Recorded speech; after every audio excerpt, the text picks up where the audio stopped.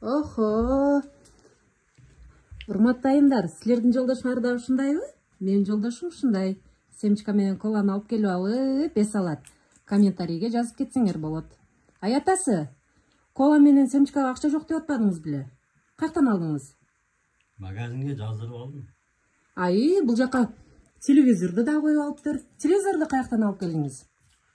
Телевизорду Техноточка деген магазин ачылып аткан жаңы. Ошол жерден алдым. Паспорт менен барсаң, проценти жок, банкка барбастан, документ чогултпастан. Жөн эле ошол магазинде берип коет экен да, паспорт менен барып эле алып келе бердим. Сонун турбайбы? Мага да бир нерсе алсаңыз болмок? Алдым болсаң, ана үтүктү алдым мына, паровой үтүк мына, көрдүңбү? Сонун турбайбы? Бизге да эмне керек билесизби? Бизге кир машина керек, муздаткыч керек. Ошолор да бар бекен? Бар экен, кир машина, холодильник, микроволновка, духовка, газ плита, каалаган нерсең бар. Сонун мүмкүнчүлүктөр болуп аткан турбайбы? Адресин кошуп айтып кетсеңиз болмок?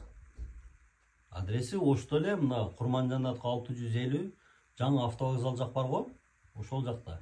Техноточка. Паспорт менен барасың, каалаган нерсең ала бересиң.